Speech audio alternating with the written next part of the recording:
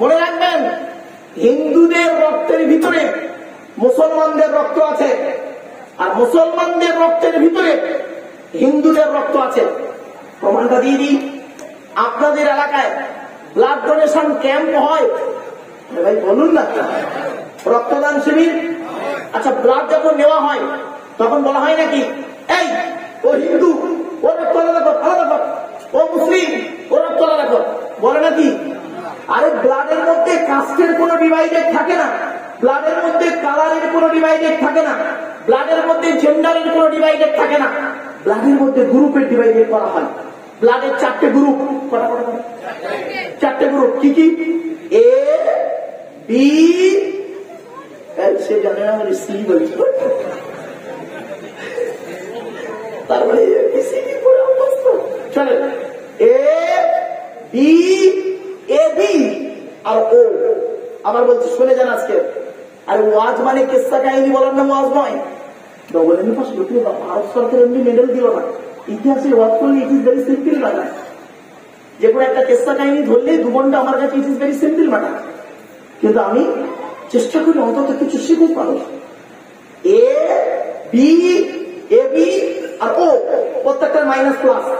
একটা হিন্দুর রক্তের ভিতরে 3টে জিনিস পাওয়া যায়, লোহিত কণিকা, শ্বেত কণিকা, অনুচক্রিকা। As a same, no difference. একটা মুসলমানের রক্তের ভিতরে ওই 3টি পাওয়া যায়। কিসের হিন্দু কিসের মুসলিম মারামারি করেন? খবরদার নয়। চলে যান চিত্তরঞ্জন হসপিটাল, চলে যান কলকাতা চিত্তরঞ্জন হসপিটাল, চলে যান মেডিকেল কলেজ, চলে যান নিম্নতম সরকার হসপিটাল NRS, চলে যান SSKMPG। বহু ডাক্তারের সঙ্গে আমার সম্পর্ক, তারা বহু ব্যক্তি দ্বারা এই কথাগুলি শোনে।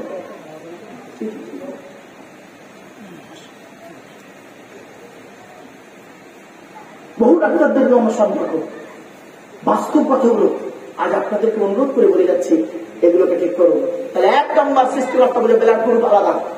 2 নম্বরটা খুব ইম্পর্টেন্ট, খুব ইম্পর্টেন্ট, কোরআনে আছে। আচ্ছা, ছোট্ট একটা প্রশ্ন করি, তার উত্তর। আচ্ছা, আমাদের গোটা দেহটা তৈরি করেছেন কে? বলুন।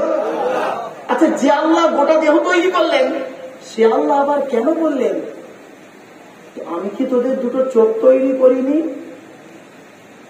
কোরআনে আয়াত, আলাম নাজআল লাহু আইনাইনি ওয়া লিসানান ওয়া শাফাতাইন ওয়া হাদাইনাহু নাজদাইন।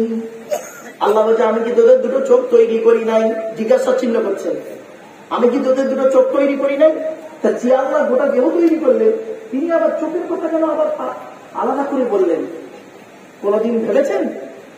মুসলমানরা কোনদিন ভাবিনি। ভেবেছে কারা? আমেরিকার 10 জন বৈজ্ঞানিক।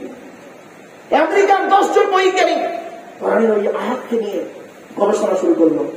সৃষ্টিকর্তা আমাদের গোটা দেহ তৈরি করলো, আর চোখের কথা আলাদা করে বললো কেন? কারণটা কি? গবেষণা করে বের করলো।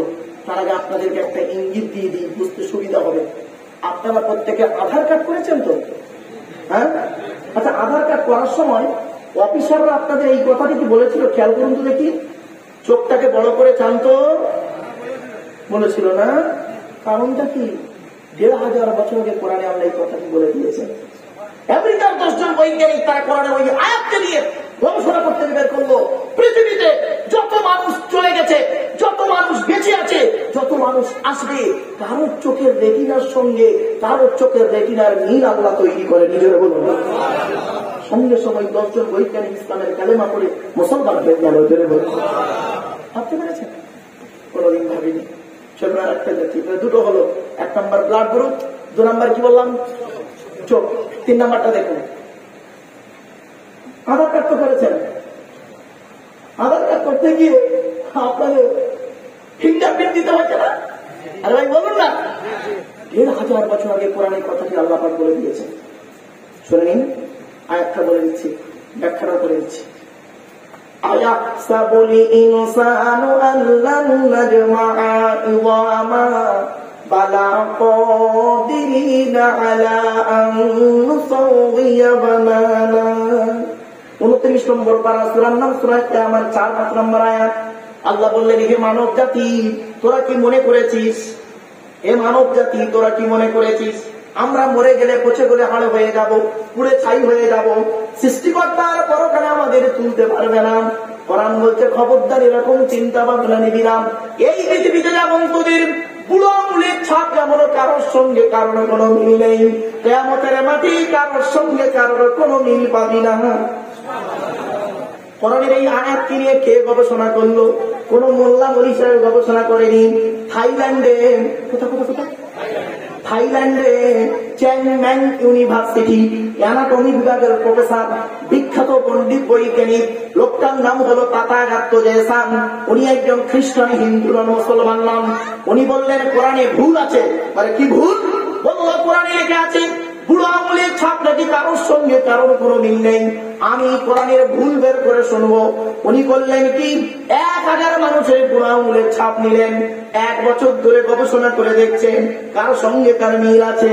যখন কারোর সঙ্গে কারোর কোনো মিল পেলেন না, ল্যাবরেটরির ভিতরে দাঁড়িয়ে দাঁড়িয়ে ইসলামের কালেমা পড়ে মুসলমান হয়ে গেলেন। আধার কার্ড করতে গিয়ে দুটো জিনিস ছিল, শুনে নিন। আমি দিল্লিতে একটা এক্সাম দিতে গিয়েছিলাম। আমাকে প্রশ্ন করা হয়েছিল যে খুনিকে আইডেন্টিফাই করা হয় কিভাবে। আমার ভাষা বুঝতে পারছেন আপনারা ভাই? হ্যাঁ, ধরুন একটা উদাহরণ দিচ্ছি। আমি স্টেজে এক্ষুনি আপনাদের সামনে একটা ছুরি দিয়ে এই মুরব্বী বাবাজিকে মেরে দিলাম, একদম পুরো মেরে দিলাম, স্টেজে মেরে দিলাম, দিয়ে আমি পালিয়ে গেলাম। তো আপনারা করলেন কি, আপনাদের এখানে থানার নাম কি?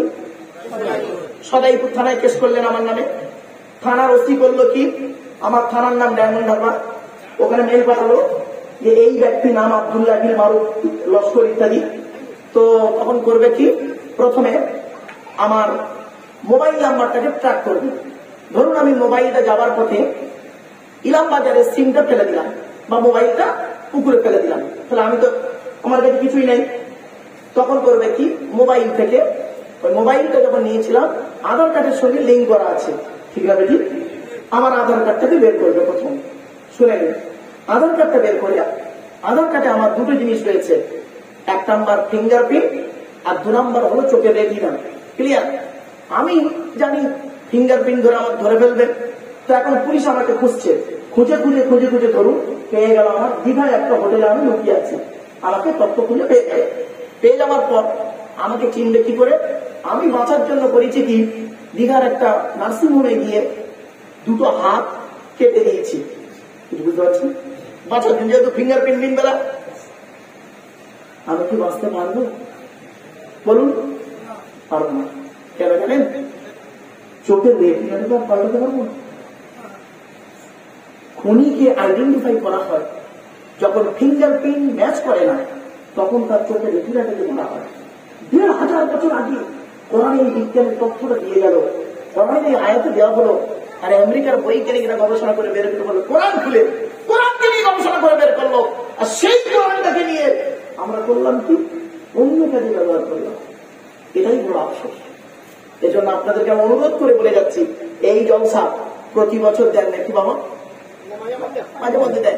শোনেন, যদি এই জলসা আগামী বছর যদি দেন, আমি জলসা কমিটির প্রত্যেকটা ছেলের কাছে অনুরোধ করে যাচ্ছি, আপনারা কোরআন শরীফ পড়াটা শিখে নেবেন। পাশেই মাদ্রাসা এবং মসজিদের ইমাম রয়েছে যোগ্য মানুষ, তাদের কাছে বসে কোরআনটা শিখে নেবেন। শুনে নিন, আপনি হোটেলের পাশ দিয়ে যাচ্ছেন, হোটেলের নাম হলো হাজি বিরিয়ানি, একটা লাল কাপড়ে একটা হাঁড়ি বাঁধা আছে, ঠিক আছে? দেখে মনে হচ্ছে হাজি বিরিয়ানি, বিরিয়ানি সেন্ট পাচ্ছেন। এটা বেশি আনন্দ